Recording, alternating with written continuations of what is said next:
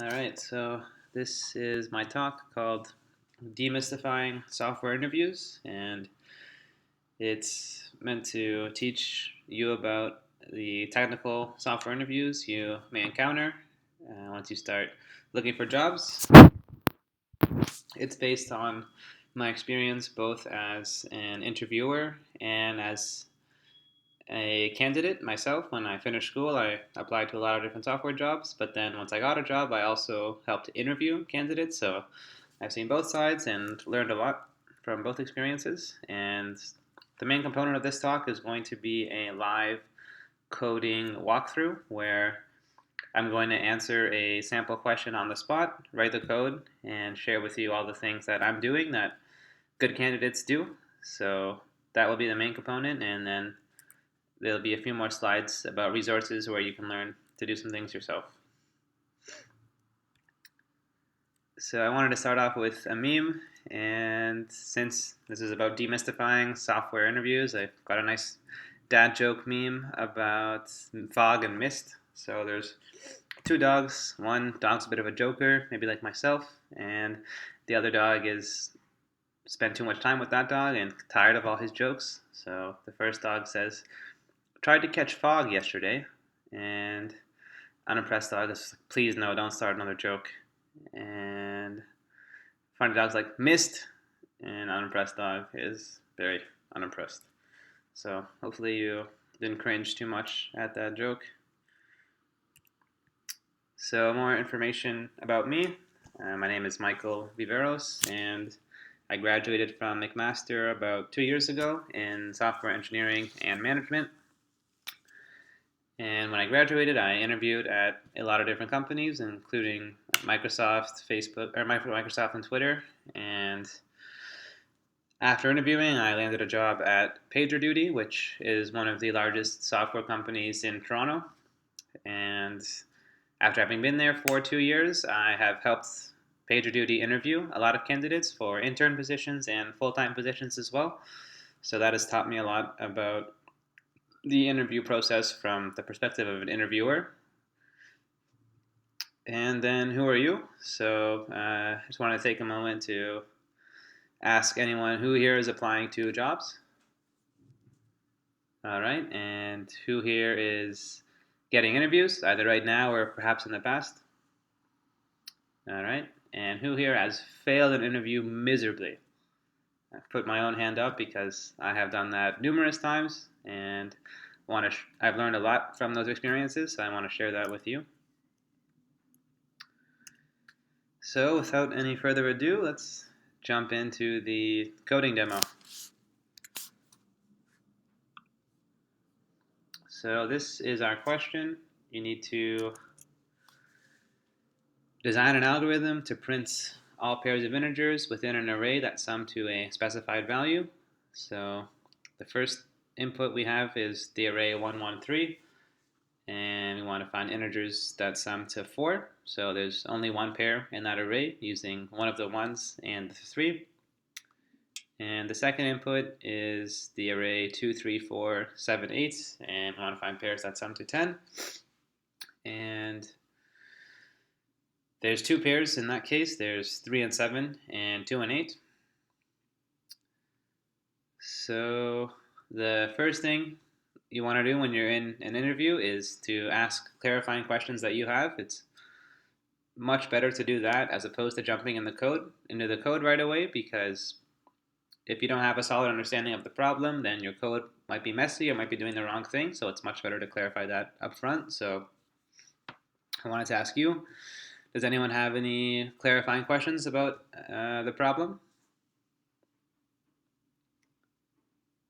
All right. I have two clarifying questions myself. So one of them is, can we assume that the input list is sorted? In both these examples, it is. And if we can assume that, then we might be able to do a slightly different solution than if we cannot assume that. So let's say that the input array can be sorted or unsorted, so your code needs to handle both cases. Then the second question is, can we use one number multiple times in different pairs. So for example, in the first test case, we have 2 1s and a 3. And if we're allowed to use the 3 more than once in more than one pair, then we could have 2 possible pairs where we have 1 and 3 using the first one, and then 1 and 3 using the second one. But let's say that you cannot use the same number multiple times, so the output is that you see is the correct output. You can only possibly have one pair there because you cannot use the 3 multiple times. So after asking clarifying questions, the next thing to do is to start coding. And I recommend starting with a simple, perhaps inefficient approach first, and then optimizing that once you get it working, as opposed to trying to get an optimal solution right off the bat, because that is very hard to do, especially in an interview setting when you're going to be feeling a lot of pressure and definitely feeling nervous. So it's much easier, much less risky to start with something simple, even if it's not that efficient, and then optimize that. So one simple solution I can think of is to loop through the array, and for each element, loop through the array again and look at all the other elements and see if that element plus another element equals to the sum you want. So let's start coding that.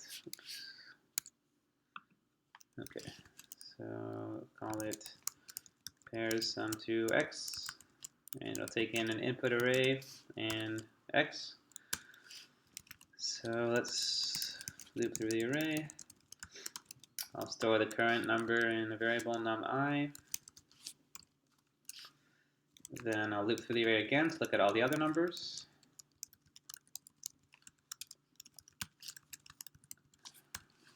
And throw that in num_j. So now we check if num_i plus num_j is equal to our target number x, and if it is, we will have found a pair. So we need to keep track of these pairs somehow. So I'm going to initialize a new array called pairs, and then we need to append this new pair that we found. And right now I'm going to pretend that I forget the syntax for adding an element to an array in Python. This is something that is very common to happen in interviews because most people don't have the names of functions for standard libraries or different libraries all memorized. Whenever they need it, they just look up the documentation. So it's very common for this to happen in interviews, and it's totally not a bad thing. Most interviewers are fine with you Googling some documentation because that's exactly what you would do on the job. So why can't you do that in an interview? So let's open up Google and search for Python add to list. And the first result here looks like there's this append function, adds its argument as a single element to the end of a list. So that's exactly what we need. So the name of the function is append. And I'm going to store the pair inside of an array itself. That way we can store 2 elements. So the pairs array is an array of arrays where each element is an array itself, a new array that contains the 2 numbers of the pair. And then at the end we should return the pairs. So I'm just going to look over this code again before I run it. So we loop through our array, and then we loop through it again, and we check if the new number plus the original number is equal to the number we want. And if it is, we will have found a pair. Alright, so that looks good to me. So now we can run it and test it. So I'm just going to call this function with some sample input. Use the 2 test cases here. Switch to my terminal. Sorry, Python 3.8, I think. Yes.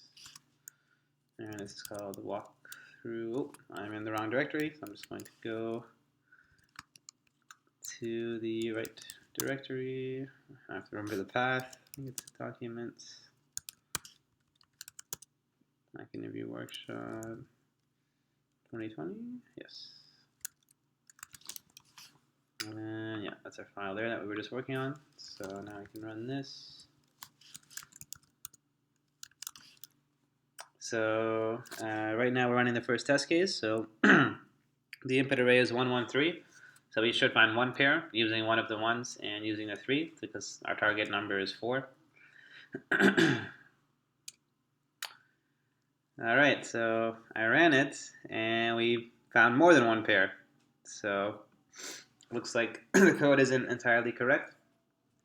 And I wanted to pause here and say this is something that happens all the time in an interview where you write some code and one of the test cases fails. Your code isn't doing exactly what you want, and you might feel a tendency to get very quiet and freeze up because you feel bad because something isn't working, and then you, as a result, just try and fix it right away in your very quiet, trying to move on as fast as you can, and that's the worst thing you can do because from the perspective of an interviewer, it's very hard to follow someone who's very quiet trying to fix an error, who's not really explaining what their thought process is or how they're fixing it. So when this does happen, it's much better to, instead of freezing up, communicate. So just slow down, take a deep breath, and say what the problem is, explain what the problem is, and then explain how you can fix it, how you think you can fix it, what you think is causing it. That way the interviewer will be able to follow along with your thought process, and you'll come across as a much stronger candidate. So as I explained, we're returning multiple pairs, but we should only be finding one pair because we can only use each number once. So go back to the code. Why don't I turn this? Okay, I just want to make sure I turn that thing off. All right, so yeah, looking at the code, it's not entirely obvious to me what part is causing this issue. So I want to debug this a little further. So can anyone think of a way we can try to debug this problem? What's a common way when you're running into an issue that you debug something? So we can add some print statements just to see what the values of the variables are on each iteration of the loop. So first, I'm just going to print the input array. And then here, when I find a pair, sorry, it's one too many. I'll print that I found a pair. And then I'll print off where I am in the loop.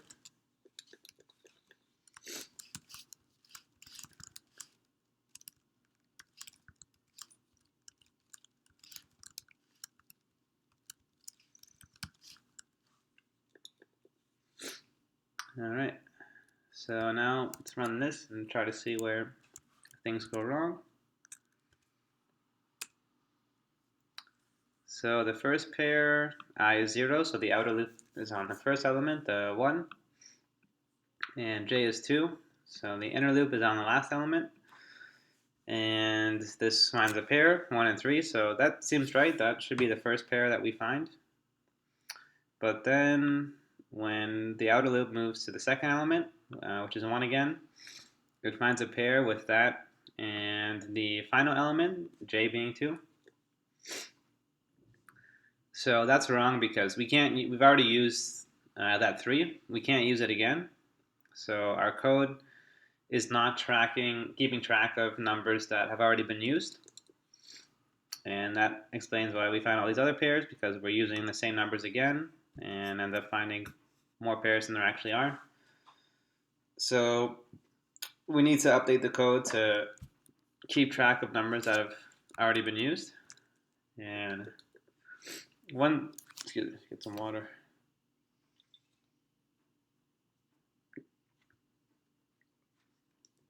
One simple way of doing that is to update the number inside of the input array to some value like null or none whenever we use that number in a pair. So then when we're checking for a possible pair after, we'll first check that the number has not been used by checking if it's none or not. So that'll look like this. And now we need to, before checking if it's a pair, we need to make sure it's not already been used.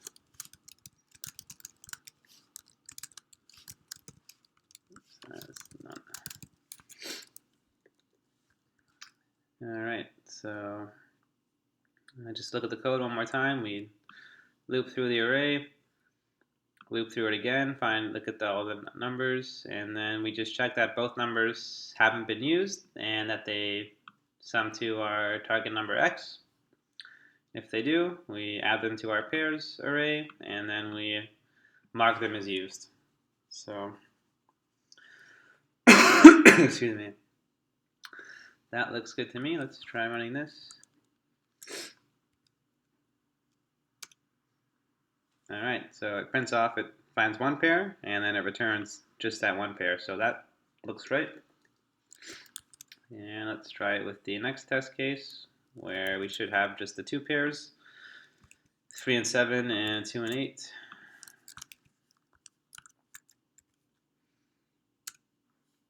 And nice, two pairs, 2 and 8 and 3 and 7. So looks like the code handles both those test cases, which is good. Seems like it's working. And now, before we try to optimize, we should analyze how efficient this code is. And the common way to do that is to use this concept called time complexity and space complexity. So I have some slides to cover that if you're unfamiliar with it or if you need a refresher.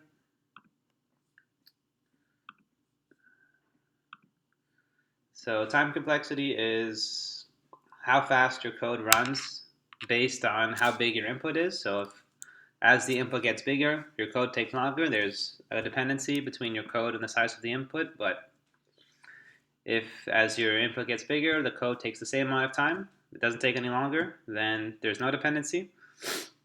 So this is some simple code to just print each number in an array. And the for loop part, that code depends on how big the input is, because as the input gets bigger, that code is going to take more iterations. So to show that dependency, we use this notation called big O notation, and we say that that code is big O of n, where n just represents a variable for the size of our input. So in this case, n would be 3 because our array is size 3, but it could be any value, any size of input, essentially. And then the code below just prints off that number. And that code in isolation, it doesn't depend on how big our input is, because if as the input array gets bigger, that one line to just print something will take the same amount of time. It doesn't take any more iterations or any more time. So that part is independent of how big our input is, and we denote that by saying it's big O of 1, where 1 is just a number, and it's not a variable, so it just means that that number is always the same no matter how big our array gets. That's always going to be 1. So that's constant time is another term used to describe that. So the overall time complexity is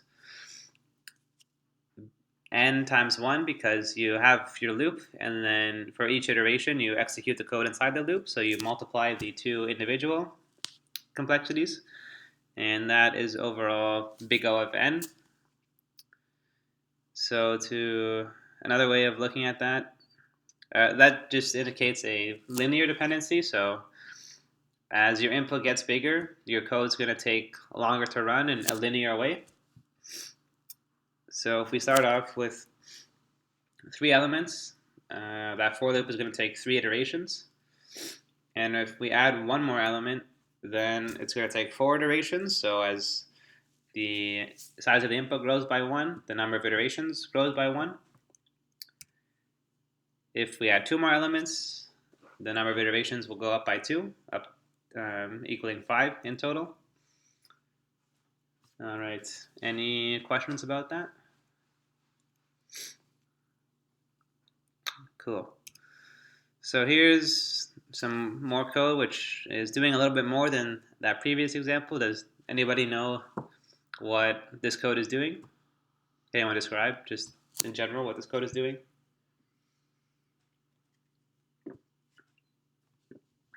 This code is printing off all possible pairs of numbers from an array. So with that array 1, 2, 3, it'll print off pairs using the first number. So 1 and 1, 1 and 2, 1 and 3. Then pairs with the second number, 2 and 1, 2 and 2, 2 and 3, so on and so forth. And this code has 2 loops with 1 loop nested inside of it. So each loop is going to be big O of n, meaning as the input array gets bigger, both of those loops are going to take longer. So the overall complexity is n times n, or n squared in this case. And this is worse than the previous slide, which was big O of n. And that just means in the previous slide, as the input got bigger, the number of iterations got bigger by the same amount linearly.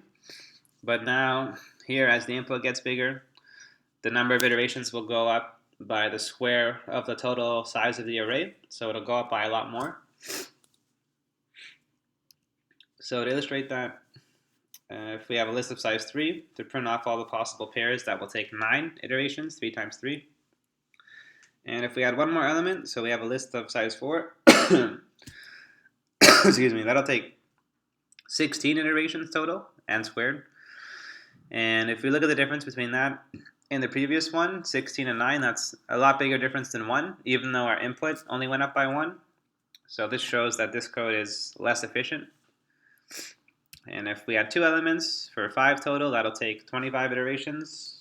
And that's obviously a lot more than 3 plus 2 equals to 5. So any questions about that? All right, one more example. So can anyone tell me what this code is doing at a high level?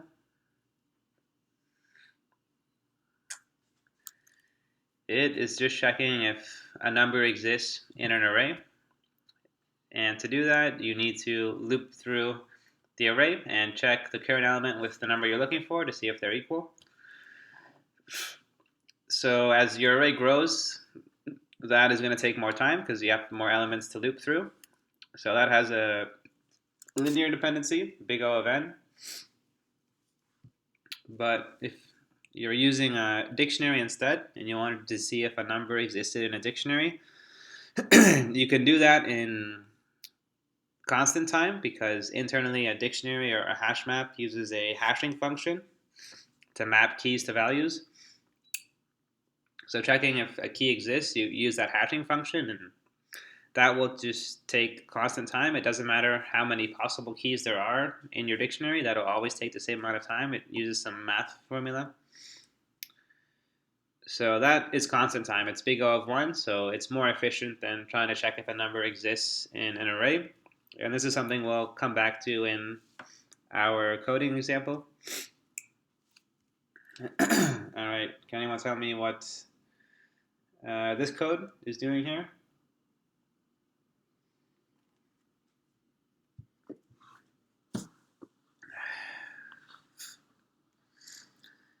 And yes, this code is calculating the minimum number inside an array.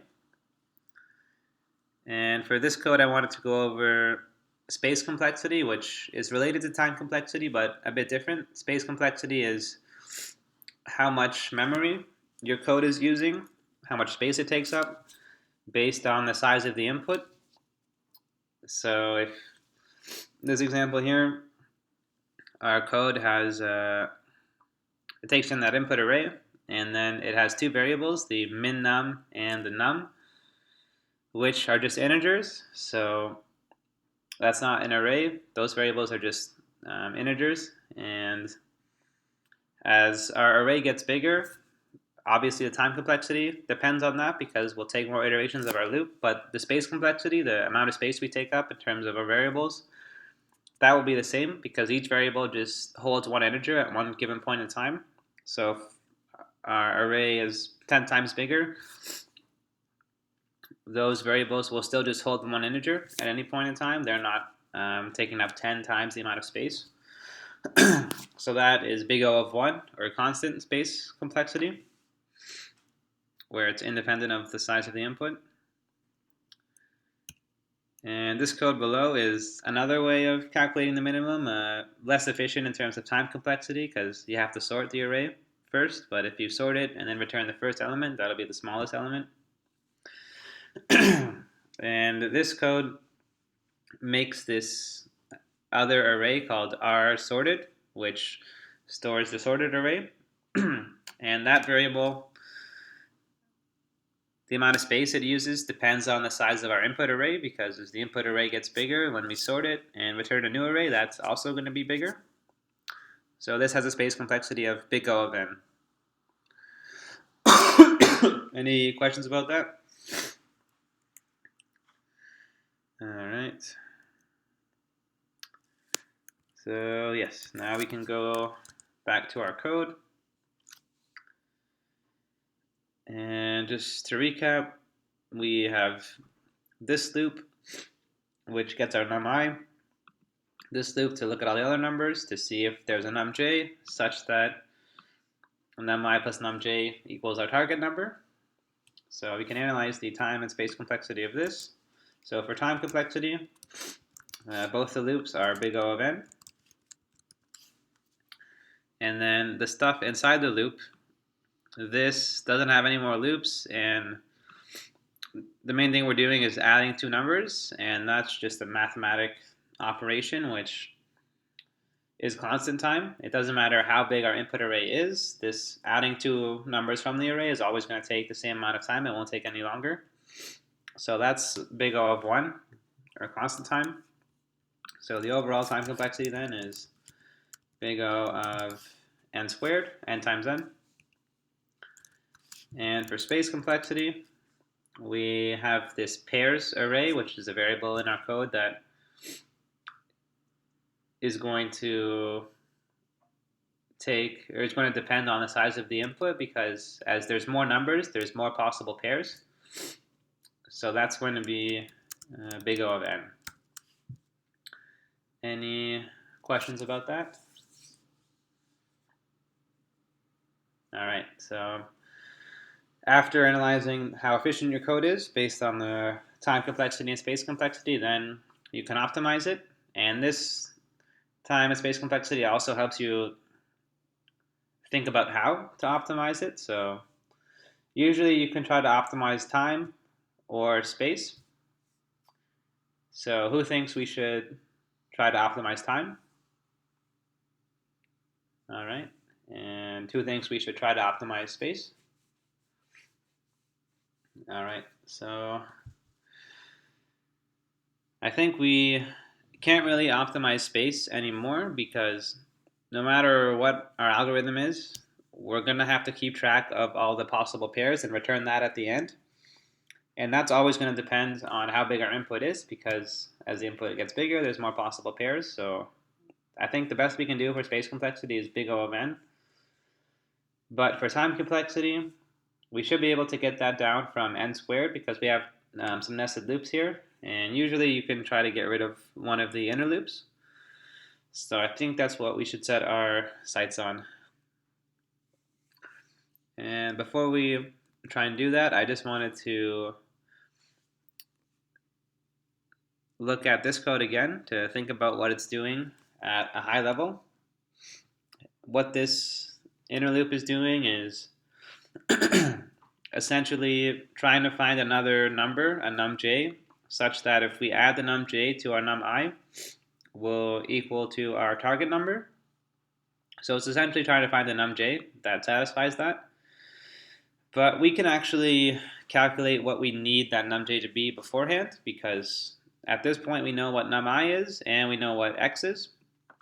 So simply we can just say our target j is going to be x minus num I.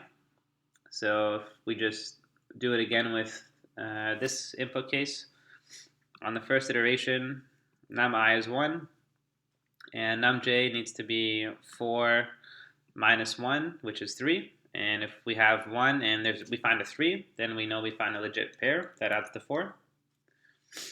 So we can just change this check around to be num j equals to target j. And this is essentially doing the same thing as before, but it's just another way of looking at it. So to recap, we loop through the array, we get our current number, we calculate the number we need to add to that current number to equal our target number, and then we just check if that number exists, if there's a num j that's equal to our target j. Any questions about that? All right, so I think we can run this now. So we'll run it with this input, and it should return 2 pairs, 2 and 8, and 3 and 7.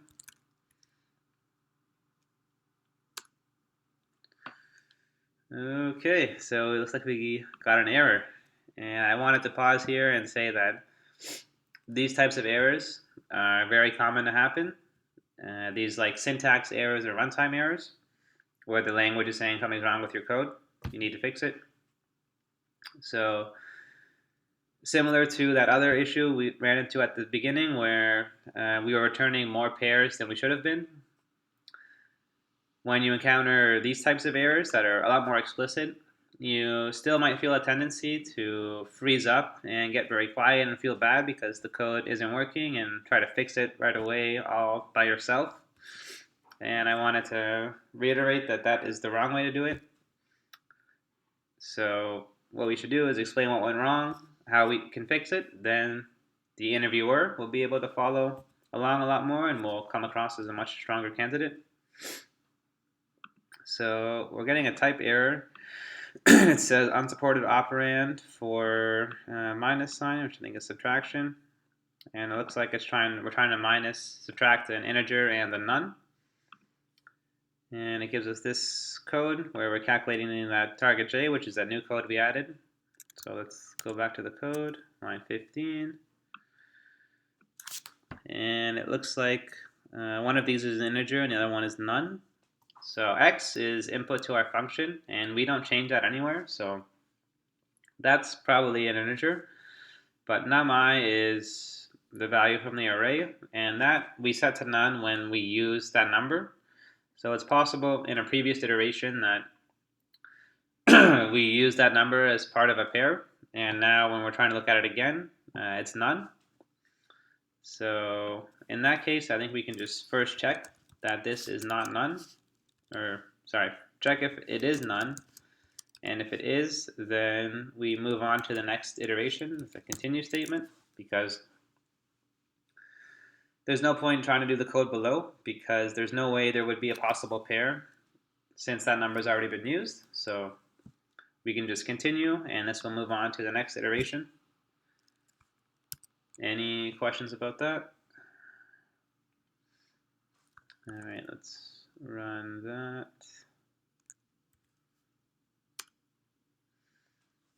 All right, cool. So we found the 2 pairs as expected, and I'm just going to run it with the first test case to make sure that also still works.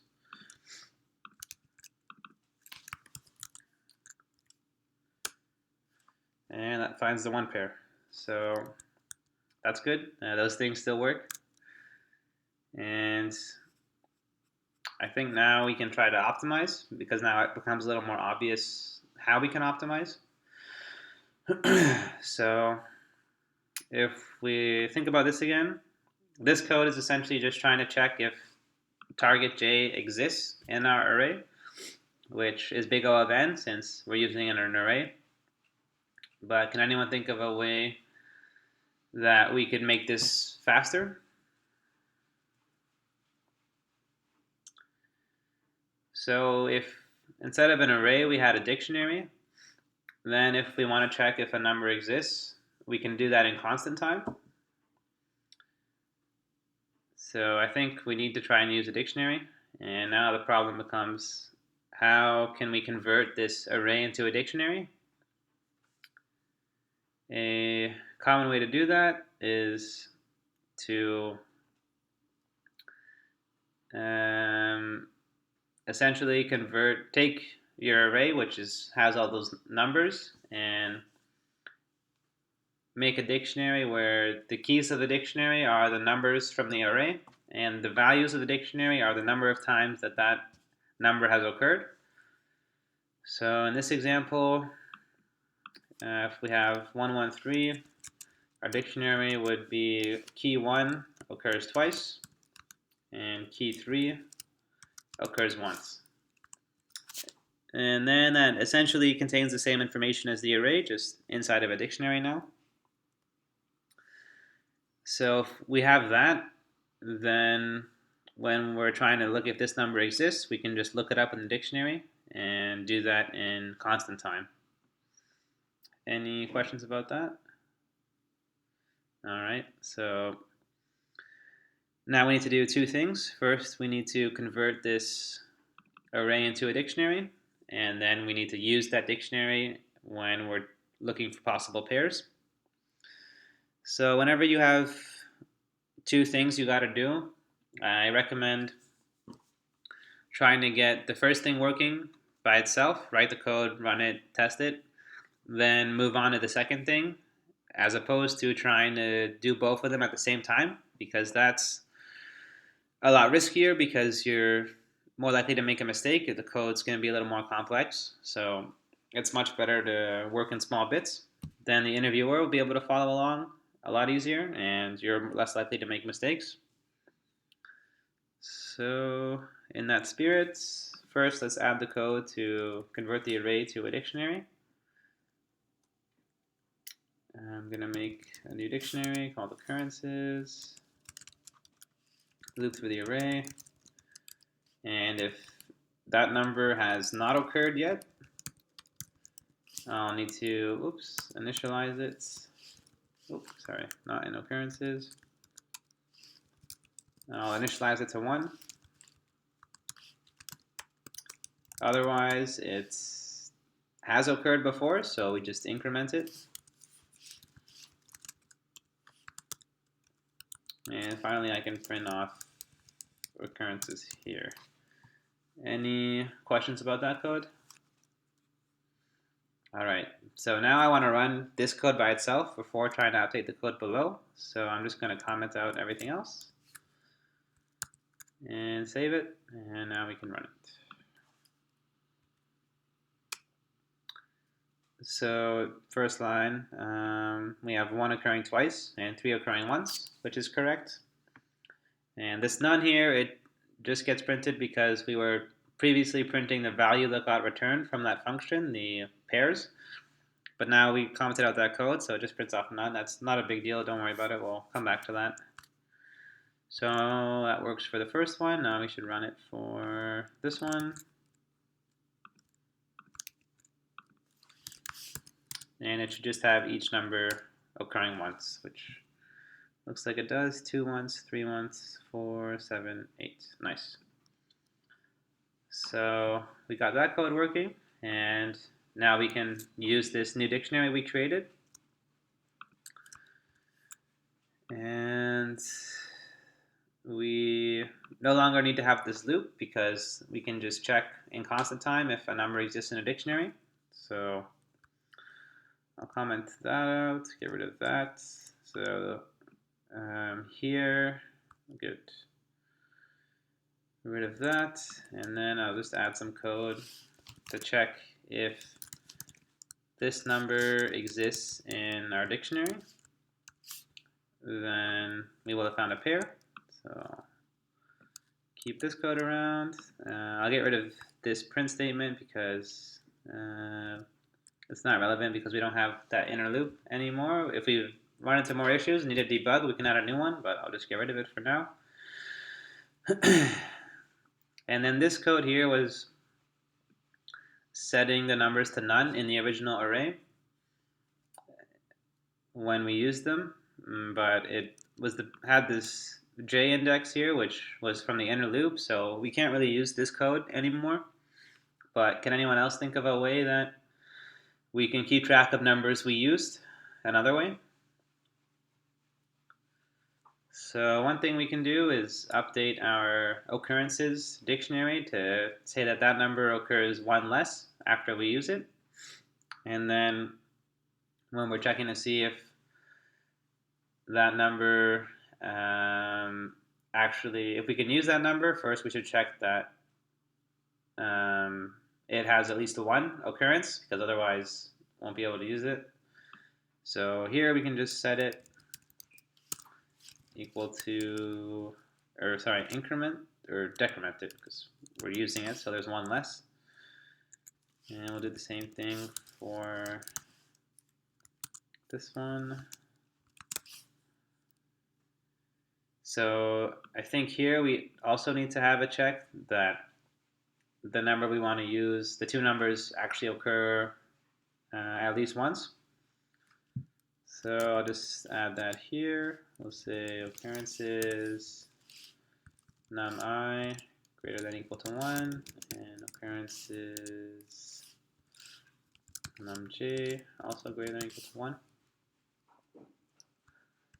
All right, so just to summarize, we got this main loop still, and now instead of looping through an array, we just check if the number we need is in our dictionary, which is constant time, and that the number we need and the current number occur at least once. So if they do, we find a pair, and then we update them to say they occur one less time. Any questions about that? All right, let's run this.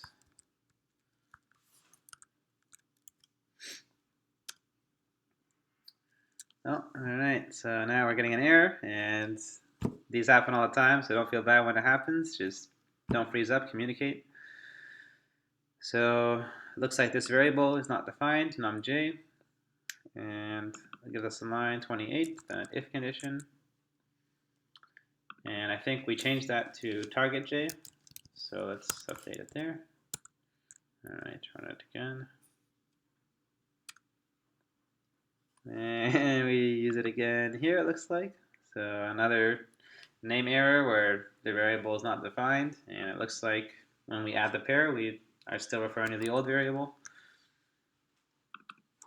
So let's say target j, and then now for sanity, I'm just going to look for numj anywhere else, and nope. So let's run it. All right, so we return the two pairs at the end finally, so that's looks good. And let's run it with the original one.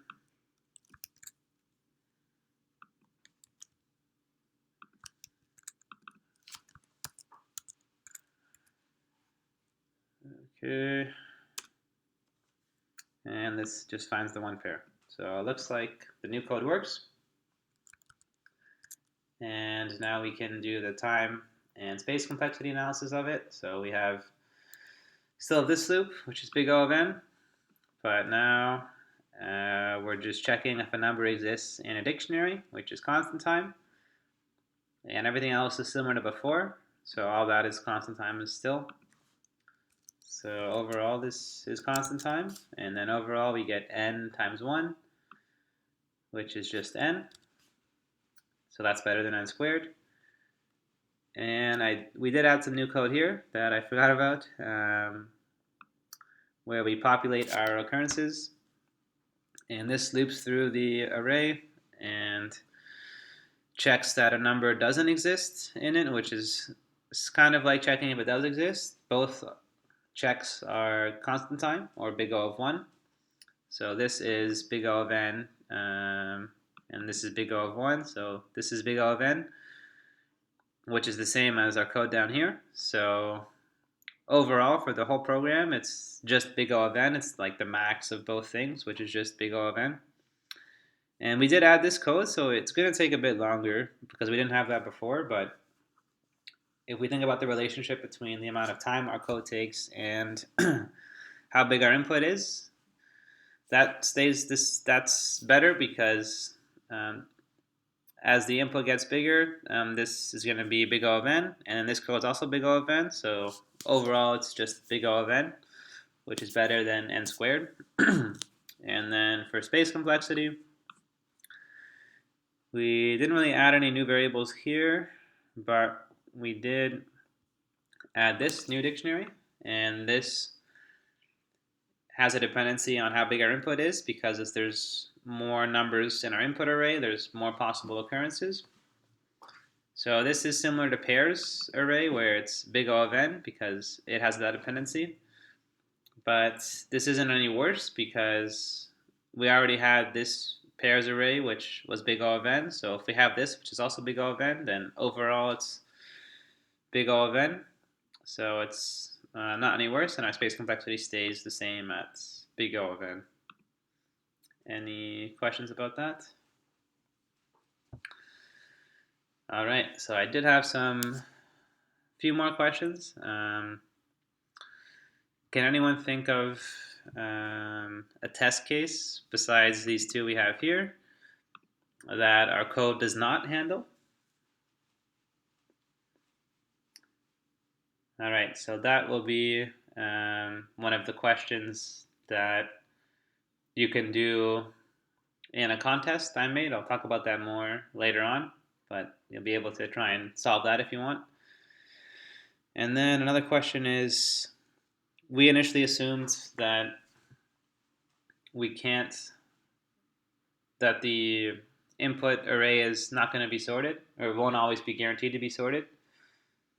But what if we change it so that we can assume the input array is sorted? Then does anyone think we'll be able to get will we be able to get a more optimal solution, or is big O of n time complexity the best we can do? What do you think? All right, so that is also going to be a question in a contest that I'll talk about more. So stay tuned for that, and you can try and solve it on your own if you want. So let's go back to the slides. Get some water.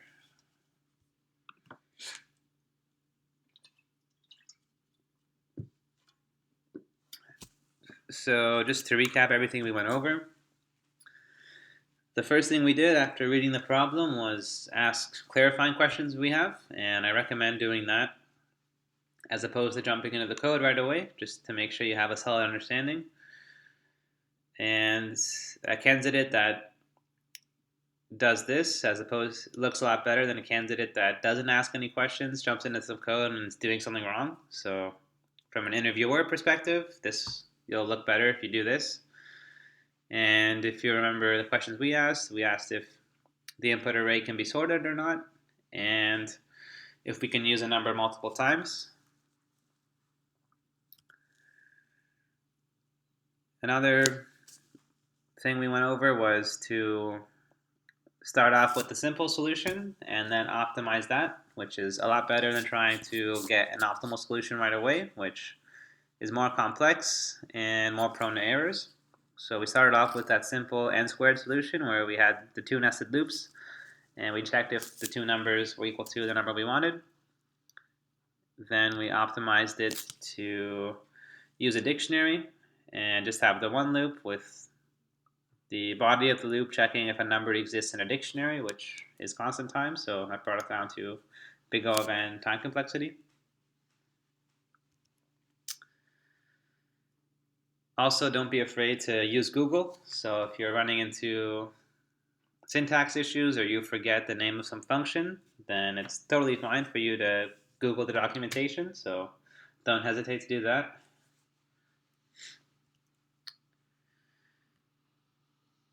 And we did run into a few issues with our code. So the first issue we ran into was when we ran the code and it returned more it returned more pairs than it should have.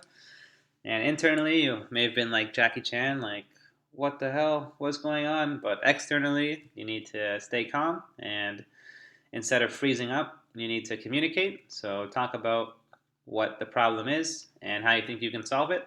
Then the interviewer will be able to follow along and you'll come across as a better candidate.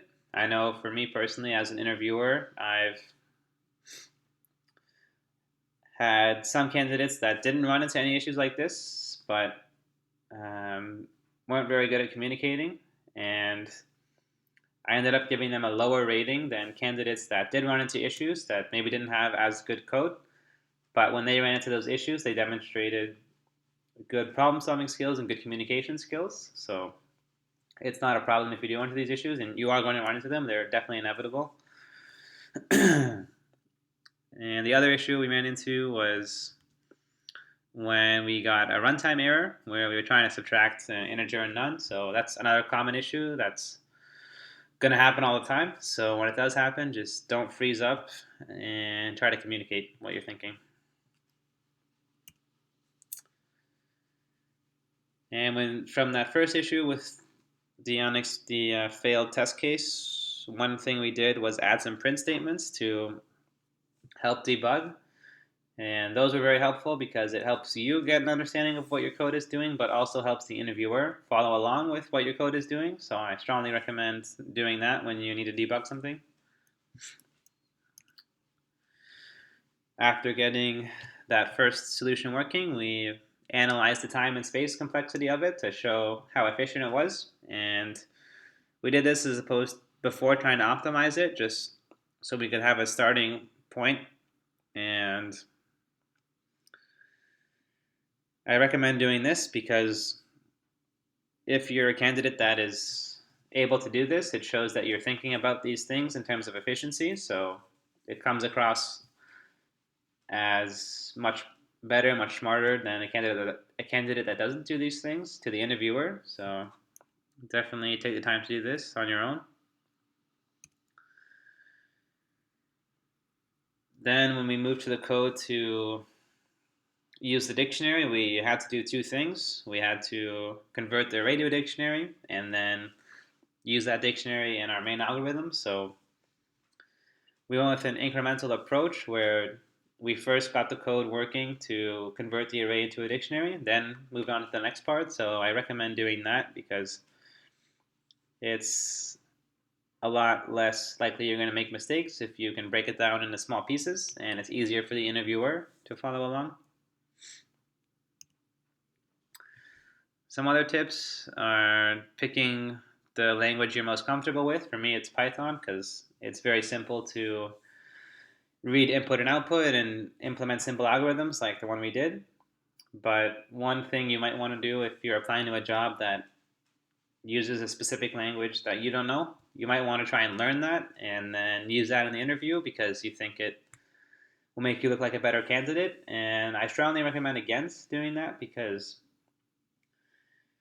when you're doing these problems in an interview, you're inevitably going to make mistakes. And if you're using a language you just learned, it's very hard to debug what's going wrong as opposed to a language you're more familiar with because you probably would have run into similar errors in the past with that language. So you'll be able to recover from mistakes easier. Secondly, if you're doing your interview and it ends and we're in the middle of a question, don't feel bad about that. A lot of the times, interviewers have one main question that they're asking, and if you get that right, they'll have some bonus questions that aren't as important as the main one, but they just sort of use that to fill up the time and to see more examples of your problem solving skills. So if you feel like you didn't fully finish something, don't worry about it. I know for me personally, and then even if you don't finish the main part, it's also not a bad thing. For me personally, as an interviewer, I've had some very strong technical candidates that blazed through the problem in a very short amount of time, but they didn't have good communication skills, so I wasn't able to follow along with what their code was doing or understand what they were saying really. And I gave those candidates a lower rating than some other candidates I had that did not finish the main problem, but demonstrated much better communication skills and problem solving skills. They were able to clearly articulate what the code was doing and how they fixed any errors they came up with, and I gave those candidates higher ratings. So don't worry too much about finishing the problem. Lastly, I recommend trying to practice as much as you can. Just like programming in general, learning a new language, the only way to get better is to practice. So that was the only way I got good at these problems, and I'll share some resources that you can use to practice yourself. This book called Cracking the Coding Interview is a great resource, and it's written by a lady that interviewed at all the major tech companies, Google, Facebook, Microsoft, and collected all the different questions she had and wrote a book about the different types of questions you might get. So for us, we covered one type of question that uses arrays and dictionaries, but there's 3 or 4 other different types that she goes into more detail in the book. And the book also has tons of practice problems and solutions, so those are a great way to learn. And it goes over some concepts like time complexity and space complexity analysis in much more detail, so I recommend using that if you want to learn more about those. If you just want to solve problems, then there's a great website called LeetCode, which has problems categorized on difficulty. Most interviews, you'll get an easy or a medium problem, so that website's great because you can just filter those. You don't spend time on the hard ones, which rarely ever come up. And the website also has articles for some of the questions that go over all the possible solutions. They'll go over like the simple solution, inefficient one that we did here, and then go over more optimal solutions. And they'll also go over alternative solutions that might use a totally different algorithm than the one you were using. So I use that a lot to learn more, where I would work on a question, finish it myself as best as I could, and then go to the editorial. And I think that opened my eyes up to a lot of new solutions. A few more resources. So as part of this workshop, you can sign up for mock interviews. That was the sheet I was passing around earlier. Those are happening Wednesday, Thursday, January 15th, 16th in the evening. So I want to clarify, these are mock interviews. They're not actual interviews for positions at my company. They're just fake interviews, practice interviews to use to get experience when you eventually get interviews for actual positions. So these will be a great way for you to practice. Then there's also a hacker rank contest that you can do, which will be a great preparation for the mock interviews and great preparation for your interviews in general. So I strongly recommend doing that. There's more. I'll give you more information about that soon. And for the mock interviews, we'll be giving preference to students that complete the contest. You don't have to get everything right, but you just got to at least try it. Then you'll most likely be able to do a mock interview with us. And lastly, there's a mobile app for this thing called Slack, which is a messaging tool, kind of like Facebook Messenger or WhatsApp. And I want to give you some time right now to pull out your phone and download that, because I'll be using that to make announcements about the Hacker Rate contest and the mock interviews if you want to participate in those. And you can also ask me any questions through that medium. So I just want to pause now and give you some time to download the mobile app and sign up for the workspace for this course. All right. And lastly, I just wanted to talk a bit more about my company, PagerDuty. We are hiring summer interns, so some of the perks of our company include catered lunch every day. You just show up, free food, and we get it from different restaurants all across downtown Toronto. So Monday we'll have Indian food, Tuesday we'll get some Jamaican food, Wednesday Chinese food. So definitely something that I value a lot and a lot of other people value, not having to worry about lunch. And we are located in downtown Toronto, so it's very accessible through GO or TTC, Toronto Transit. And there are a lot of things to do in downtown Toronto outside of the office. So if you work with us in the evenings, you'll be able to enjoy yourself. And lastly, just wanted to say that at PagerDuty and our internship program, we try to make the interns feel like a full member of the team in the sense that they're working on the exact same work that everyone else on the team is working on. We don't have like an intern side project that they work on by themselves.